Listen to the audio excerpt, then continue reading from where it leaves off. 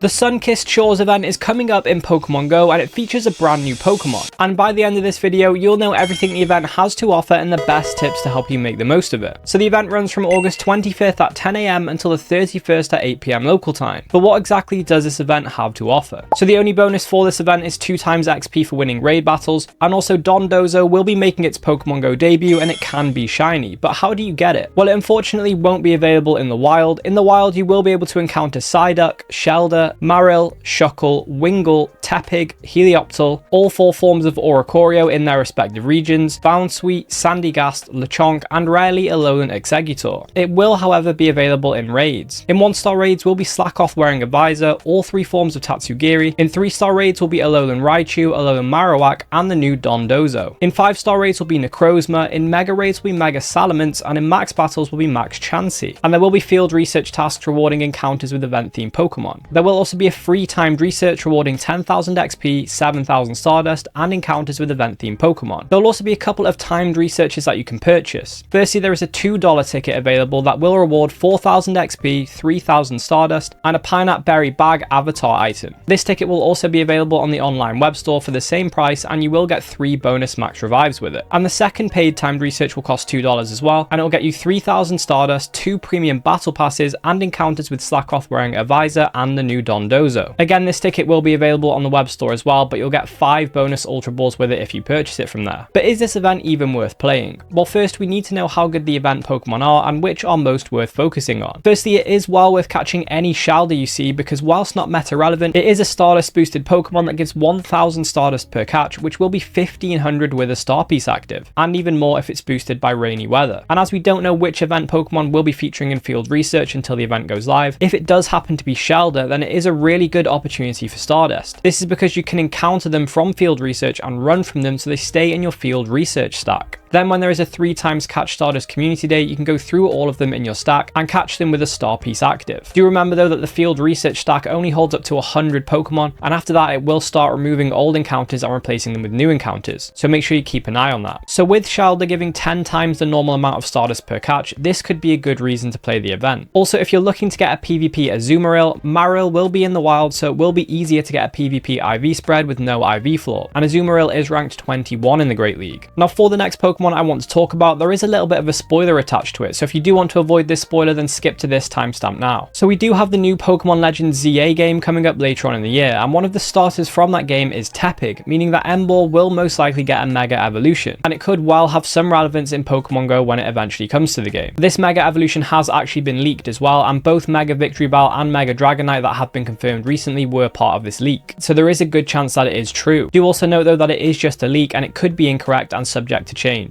We then have each of the Oricorio available in their respective regions, and whilst they don't have any relevance, being regionals, it could be worth keeping a few of them from your own region because you might get the chance to trade with somebody in the future. A shiny would be particularly trade worthy as well. Alolan Exeggutor is available and it isn't relevant, but it is a perma boosted shiny. For the raid Pokemon, we have Slackoth wearing a visor returning, and whilst not currently relevant apart from maybe slacking as a gym defender, this Pokemon is a rare costume variant that has only been available 1 time before, and who knows if or when it will return to the game. So it is a good time to get this Pokemon and possibly hunt it shiny, but do bear in mind that shiny hunting from raids is very expensive. We do also have all 3 forms of Tatsugiri returning to raids, and this is only the 2nd time they've been made available. Again, these Pokemon don't have any meta relevance, but with them being region specific, it could be worth remote raiding the ones that aren't available in your region if you are a collector. Do note though that they can't be shiny yet. And we do have the new Dondozo in 3-star raids. This Pokemon is a water type and it has a max CP of 3388, attack of 176, defense of 178, and HP of 312. It has access to these fast attacks and these charge attacks, but will it be any good in Pokemon Go? Well, unfortunately it won't be relevant as a raid attacker, and it doesn't seem like it'll see much play in Go Battle League either, but it is releasing with its shiny, so if you are a shiny hunter, then this is going to be a good one to go after. And it is worth noting that in the main series games, Dondozo has a unique interaction with Tatsugiri. Tatsugiri has a signature ability called Commander, and if you have Tatsugiri on the same side of the field as Dondozo, it can jump into the mouth of Dondozo and boost all of its stats by 2 stages, and it can also prevent Dondozo from being switched out. And the move Order Up will give Dondozo an attack, defense, or speed boost depending on the type of Tatsugiri that's being used. However, it doesn't seem like this kind of interaction will be coming to Pokemon Go, but perhaps something along the lines could be implemented in the future because it could make both of these Pokemon relevant in some way. And Alolan Raichu and Alolan Marowak don't have much meta relevance apart from Alolan Marowak having some play in the Great League, but they are both perma boosted shinies. Now we do also have Necrozma in 5-star raids, and despite the fact that you won't get Lunar or Solar fusion energy from these raids because you can only get them from the fusion raids, it might still be worth raiding Necrozma. This is because for the fusions of Necrozma and Lunala into Dawnwings and Necrozma and Solgaleo into Duskmane, the IVs and shiny status are taken from the Necrozma. This means if you get a shiny or a hundo Necrozma from these raids, you will still be able to use this Necrozma when you eventually get energy to make a shiny or hundo fusion Necrozma. It would, however, make more sense to raid the fusions if they were available, and you could wait to raid until they are available, but who knows when they will return. Dawnwings Necrozma is the best ghost type attacker in the game with movesets Psycho Cut and Moongeist Beam. It's also ranked 17 in the Master League. Duskmane Necrozma, on the other hand, is the 3rd best steel type attacker with Metal Claw and Sunsteel Strike, and it's ranked 21 in the Master League. If you do decide to raid Necrozma, it has a raid CP of 47,210, and the 100%